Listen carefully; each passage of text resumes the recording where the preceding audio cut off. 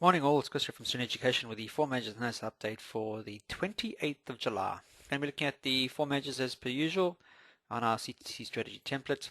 Looking at the daily and the 4 hour in particular. Let's have a look at the daily. Well, yesterday's candle totally engulfed all of that upside movement that we saw prior. So, little flag breakout after an upside movement. Saw price rally, and then just before we were hitting the previous swing low area here, roughly around the 14,500 mark, we saw price fail at this level, and we saw a bearish Arami type sort of pattern when we woke up yesterday morning. And then during the course of the day, we just saw huge selling, and what we've now ended up with yesterday's trading bar totally engulfing all of that upside movement that we saw prior. So very indecisive. And then Asian market trading, and going into the European session this morning, we're sitting with a doji or spinning top formation, price action, open and close, very relatively close together. Also, not a really good sign, because it's now in a serious consolidation area. It's roughly around this upswing, if you really want to, depending if you're looking at wicks. We are at that stage now where we do need to see some sort of some movement. This bearish engulfing here does worry me. It's ideally, if price is still moving this bullishness or bullishly to the upside, having a small trading range at the upper end of here would still dictate that the bulls were still very much in favor. Having this total engulfing pattern here at a price resistance level does warrant me to think that there possibly be more selling in this particular pair. However, saying that, there's one or two things it still needs to do. If it can still remain above the, you can see it's trading roughly around the prior support and resistance level that we've seen in the past. Thereabouts, this little area here, you can see noticeably we've had a couple of days of indecision, and particularly over the past couple of days for this particular pair, we've seen price failing to break any lower than that, and you can see prices trading as we speak at this level. So ideally, if you can hang on to them, you can see more price action at the bottom end of this wick. Then what we could possibly see is just a very almost a jump if need be to the upside. Remember, the CTC is still up, and we're still trading above the moving averages. It's just that we're trading at the bottom end of this trading range, and this bearish engulfing candle has engulfed all of this upside movement at a resistance level. So it's giving me an idea that we could possibly see further selling. However, if that's to be the case, then we want to be trading at the low end of the wick. So the lows of the Asian market need to be broken in order for that to occur. So a break below the 1433 for going into the US session today would definitely confirm that we're now trading at the underside of the support area, and we could be looking for further extensions lower. If going into the US session we're trading on the upper end of this trading range, to the, say, the open of you had 14, apologies, yeah, we're trading above the 1435.98 mark going into the US session, and prices trading at the upper end of this wick, then we should be looking for possible upside move, because we're still trading on the other side of this little uptrend that you can see here. So very interesting to see. Let's have a look at a 4 hour time frame to give us an indication. You can see that we've had this upside movement, had all this bullish movement the day before here, and then we've had it all taken back again. And as I mentioned, we are trading thereabouts just below price. You can see that the last 4 hour candle has dipped its head below this price support area here at roughly the 1435 mark. So price needs to be trading above that. It's still trading above the institutional moving average, don't get me wrong, and above the 50. It's only the 20 that's in the way. However, that's not a good sign if it continues to fall. If it continues to trade lower and stays lower, and it's still trading above 1430 going into the US session, then we could see a possible bounce. If it's trading below 1430 going to the US session today, then we should be looking for further shorting opportunities to the downside. Next up is sterling. Here again, as per the same trading style as the euro, we had a very bullish engulfing pattern 2 days ago. Yesterday's trading range, here again we saw a lot of pullbacks in the market, and this one not as not as engulfing as the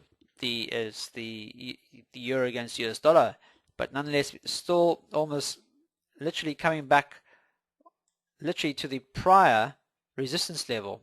And now, as you can see, prices trading just to the underside of that. So yesterday's close, we've seen the Asian market trading lower than that. If that continues, then we're obviously going to see further extensions lower, possibly the price swing area here at roughly 16,2700 being the next possible target for this pair, if this bearishness continues to stay below this prior resistance level here. Okay, so important. If we go into the US session and it's trading above that, then all we could see is a potential bounce to the upside.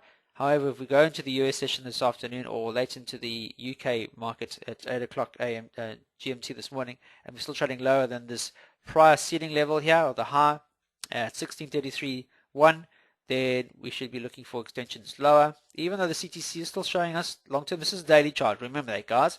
We're having upswings, and that upswing line could come into play roughly around the 16,2700 mark.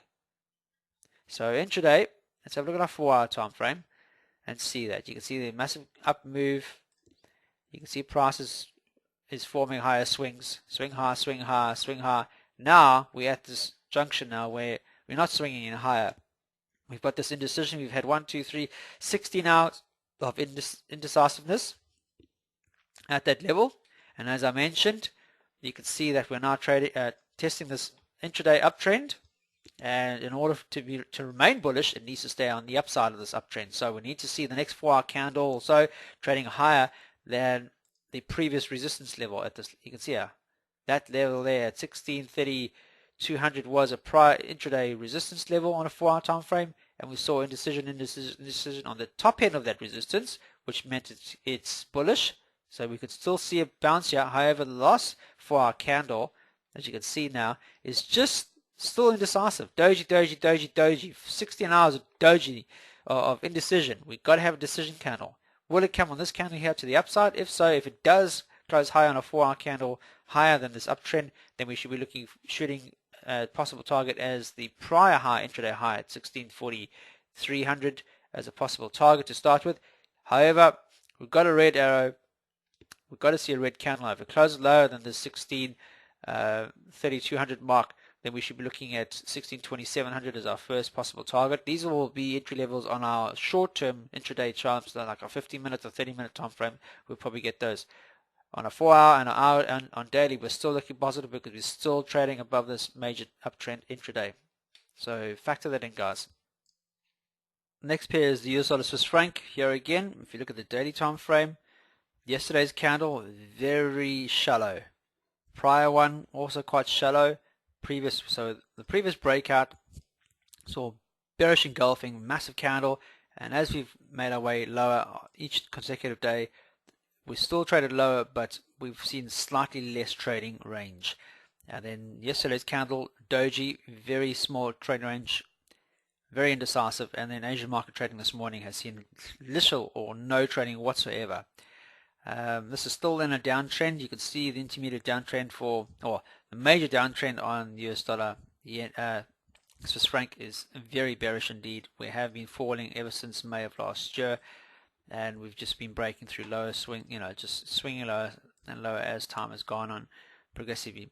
However, the indicators have been depicting slight change in the sentiment, and we're starting to see a slowdown now on this pair. So we're starting to get a glimpse that we could be seeing a change in market sentiment. That said, on these swings, you can see it's starting to squeeze now. This is primarily because the US Congress is trying to thrash out a deal to sort out their debt issues. Are they going to raise their ceiling rate? Are they going to start thinking about some major cutbacks to try and fill the gap with this $14 trillion deficit that they've got in the budget? They need to start thinking about this, but being problems in the States as it is, both the Republicans and the Democrats cannot agree on a decent bailout or way of actually trying to stem this this debt issue, and so price has been falling drastically. So bit of a consolidation mark as we going into the third day now. Well, they've been sitting since Friday last week in particular, but Wednesday we have until the 2nd of August.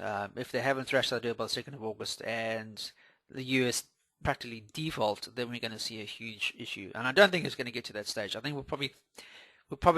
they should have come up with something by then. If they haven't, well, then they shouldn't be actually in the places where they are now, to be honest with you.